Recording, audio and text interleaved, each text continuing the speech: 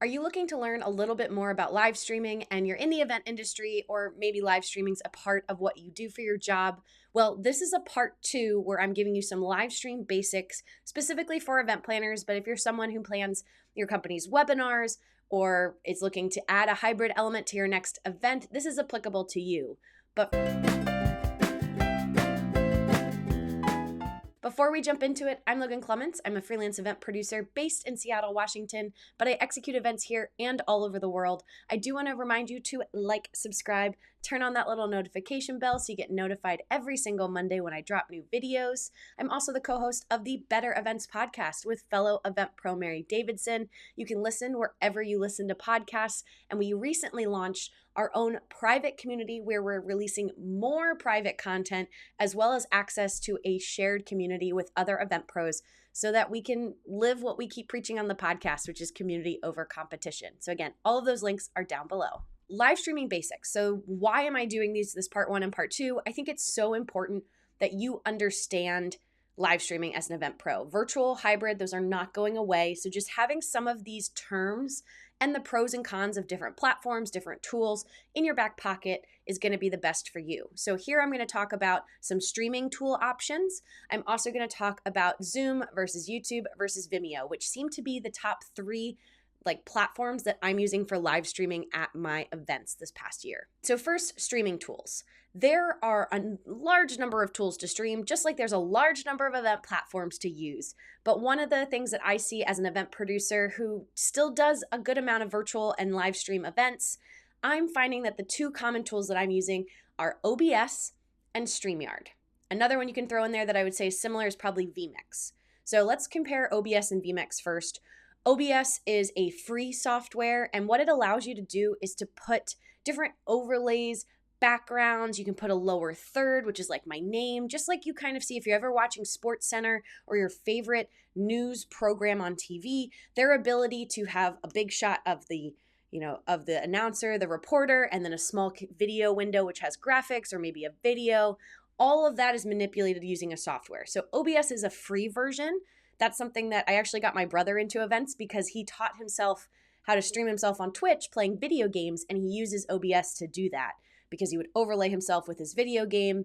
And that's a tool that we've used countless times now on corporate virtual events, webinars. We've done virtual award shows, conferences, you name it. OBS is a free tool.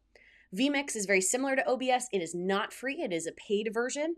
And a lot of your AV companies will probably be using OBS or vMix or some similar streaming tool. I see a lot of overlap between OBS and vMix. One big difference is vMix has this system called vMix Call, where your presenters can actually call in and be inside of vMix. I used this for one of my bigger corporate clients back in 2021 when we were doing a multi-week virtual event.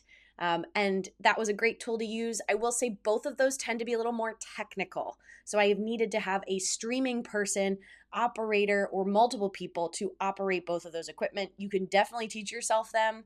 I've played around a little bit with OBS and just defaulted to, I know people who can do it better than me. So I'd rather hire them and let them do that. But that's OBS and vMix.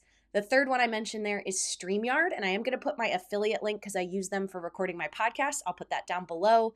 I love StreamYard. It is a very OBS vMix light. You do not have to have a technical background to do different layouts, to have lower thirds, to play a full screen video and then come back into a speaker or multiple speakers. It also allows you to stream to multiple places, so you can have one live stream that you are pushing to, and you can set it so it pushes to LinkedIn, YouTube, Facebook, all at the same time. So it's a great tool for that.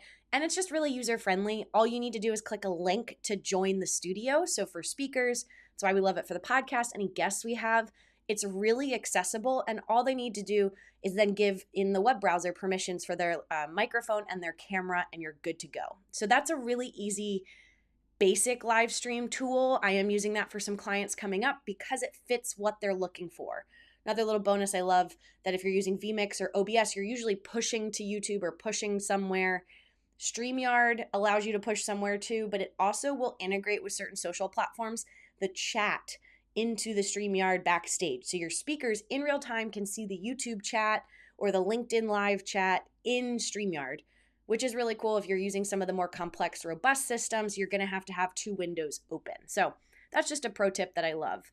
And my last point here in my live stream tips is talking about the differences and the different applications for Zoom versus YouTube versus Vimeo. So of the 3 options, YouTube is free. We love free. Free is great. YouTube is free and you're able to kind of push people to your YouTube page if you want to do that. Another option would be Vimeo, which if you want to just upload a video to Vimeo like you're watching this YouTube video, it's free. But to live stream, you need to pay. And as an individual or a company, it's a significant cost. You can't buy monthly for Vimeo. Like I should mention StreamYard, that tool I mentioned before, is paid as well. They have a free version, but you can pay monthly and then just cancel it. With Vimeo, you have to buy for the year, and it last time I checked was coming in around $1,700 for the year. So if you are someone who live streams one event, that's not a great return on investment for that platform. But Vimeo is really helpful because you're able to embed it anywhere. You can embed it on your homepage, on a custom website, all of your any kind of virtual platform you're using.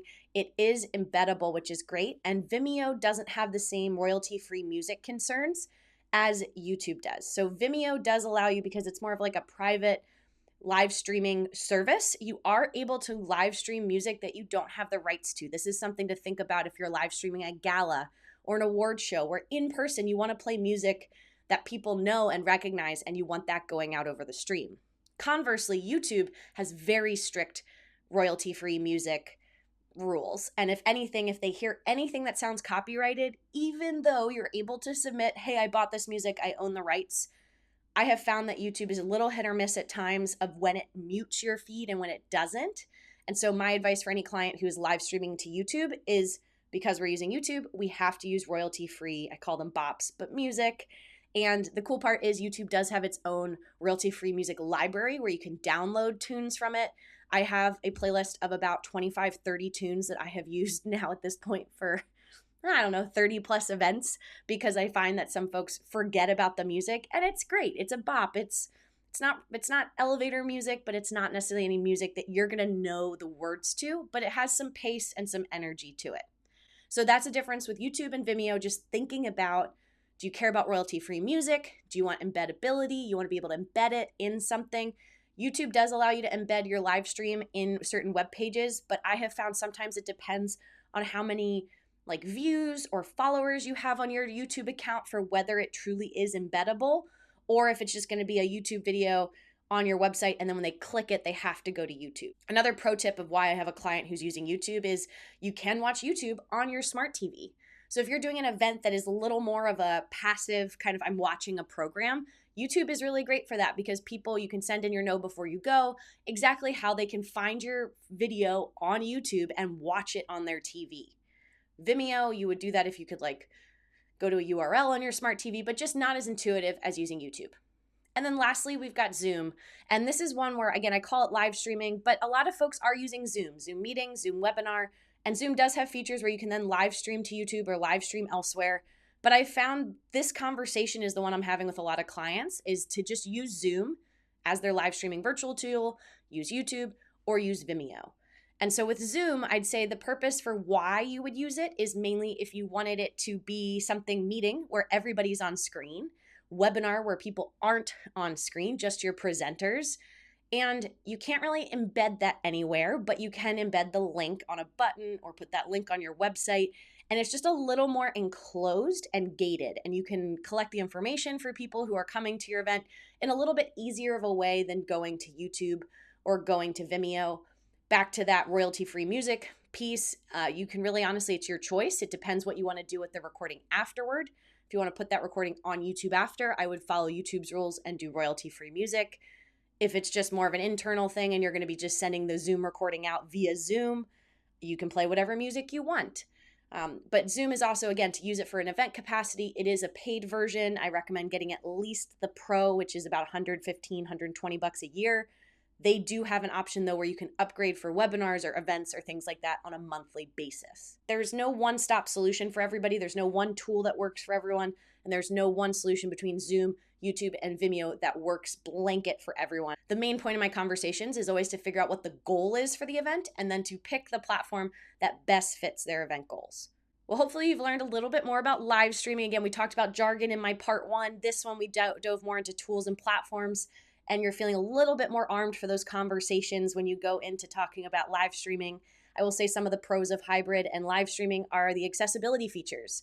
A lot of these tools I talked about have built-in closed captioning or transcription, or they have a really easy way that you could overlay a ASL interpreter, or even Zoom has built-in multilingual translation if you have a translator. So there's a lot of cool accessibility features and a lot of kind of intangible reasons I argue with folks to keep a virtual or a hybrid part of their event around. Well, I'm Logan Clements. I'm a freelance event producer based in Seattle, Washington. I want to appreciate you for watching this latest video, and I'll see you in my next one. Bye.